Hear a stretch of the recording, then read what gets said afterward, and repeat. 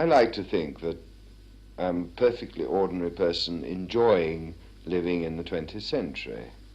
To me, there's something rather pathetic in all attempts to recapture something from the past, or any of the sort of nostalgic activities which seem to suggest to me that a man feels he would have been happier if he'd lived in the 18th century or the 19th century. I'm very excited to be alive in the 20th century.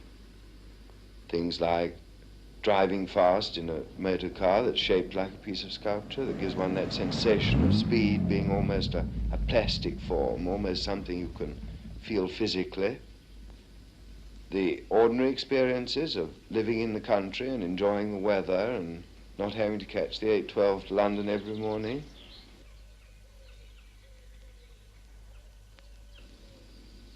What seems important to me is that a man should do what he must do because he's that sort of person. The question of whether what he does is significant to other people is purely on the lap of the gods. I make sculpture because I feel to be the kind of person I am most when I'm making sculpture. The fact that there are other people who find in my work meaning is in a sense quite incidental.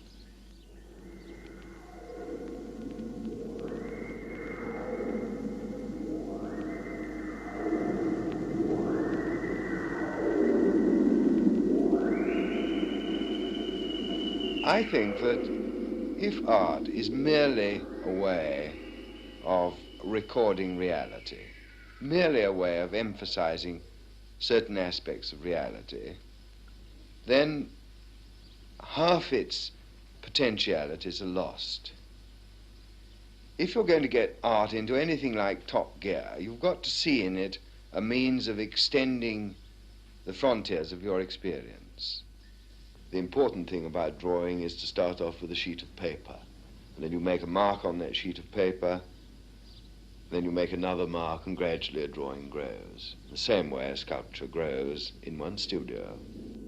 The idea of using sculpture and painting as a means of projecting oneself into a new world is something that's fascinated me ever since I was a very small boy.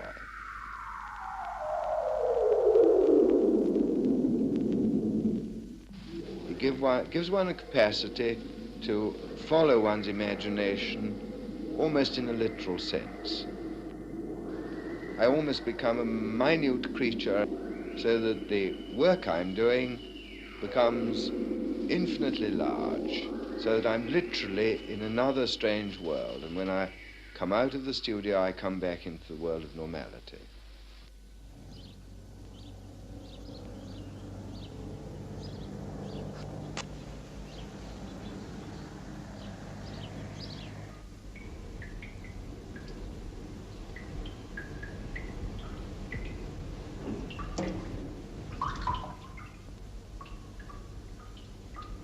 I'm very excited by what is most usually called science fiction.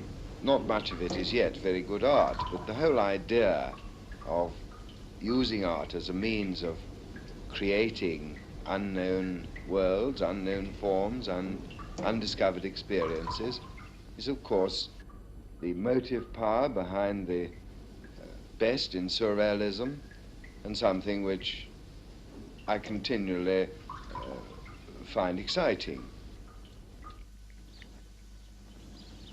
I get very depressed and very miserable about my sculpture at times, but one thing I think it is true to say, that I do have this feeling of being who I am when I'm making sculpture.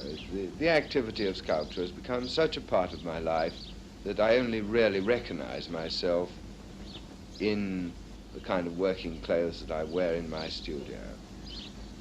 As for my work, the actual sculptures I make, some of them, of course, seem to be almost completely misunderstood by the average person.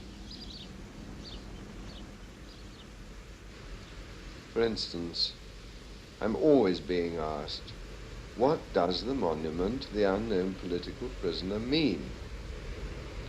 Well, generally speaking, it's been thought of as 5 bobs worth of bent wire. Of quite devoid of any relationship to human beings and human problems. A nice bit of abstract art. But as I see it, it's anything but that. It's a tower, you see.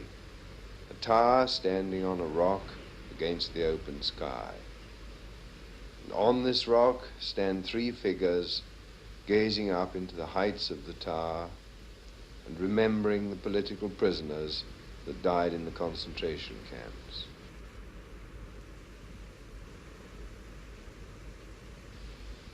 People often say it's inhuman, and there is an inhuman element in it, expressed, I think, by the tower. But the really human part of it is the three women that stand and gaze from their position on the rock. It's a kind of stage set, high up, overlooking the world around. And now, at last, this model is going to become a reality, and it will stand like this on its rock, overlooking the east-western frontier in Berlin. And I'm very excitedly looking forward to seeing it there.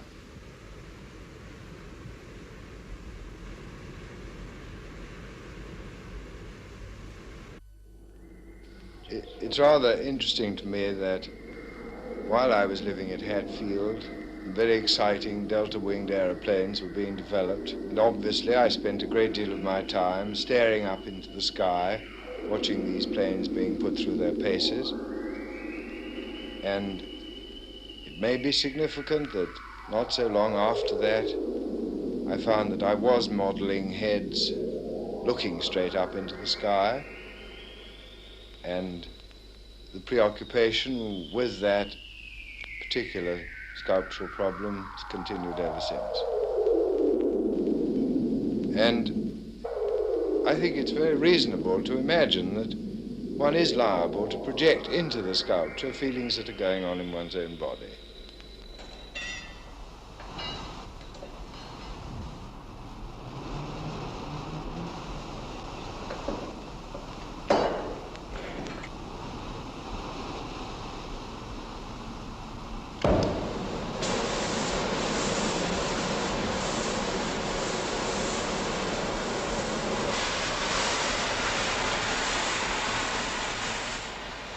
I used to be a blacksmith, and I'm pretty used to working in metals. And the first metal sculpture I made was in forged iron and later on in welded iron. And the images I produced then, I think, carried with them a character that came very strongly from the material I was using.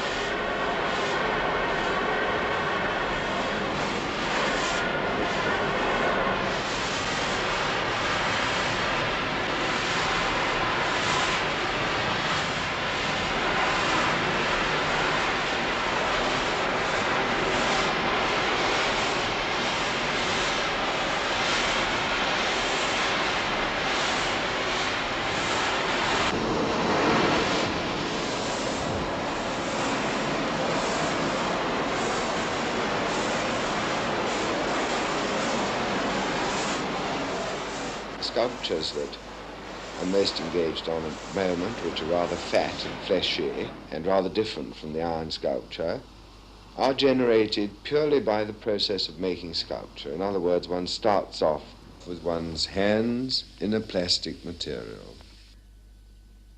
Sculpture is made out of what excites one, and I've been talking about motor cars and things like that, but of course, perhaps beyond and above all this is the fact that, quite honestly, one of the most exciting things in the world is a girl.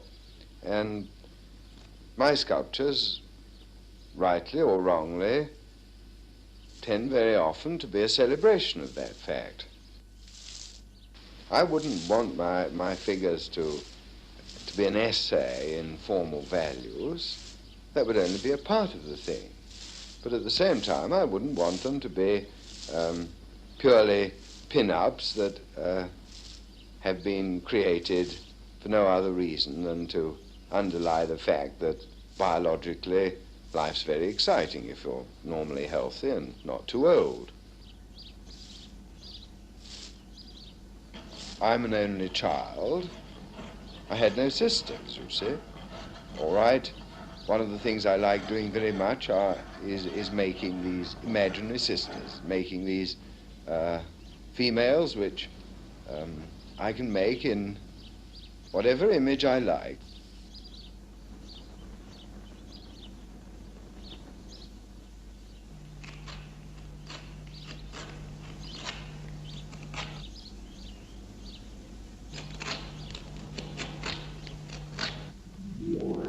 I try and get the mass up in the air like an explosion, support it as efficiently as I can on thin material.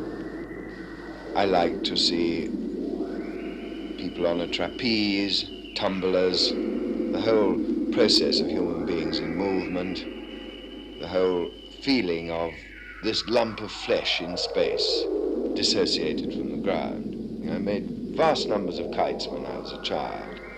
The idea of that thing up in the sky, merely attached to me by a long thread. It's a strange thing, perhaps, but on the whole, I'm much happier making a single sculpture than I am making one or two figures. In fact, I've only done one major work which consists of more than one figure. This may be, perhaps, because I seek a relationship between myself and the fetish, the sculpture I make. I'm trying to make a sculpture as alive as I can.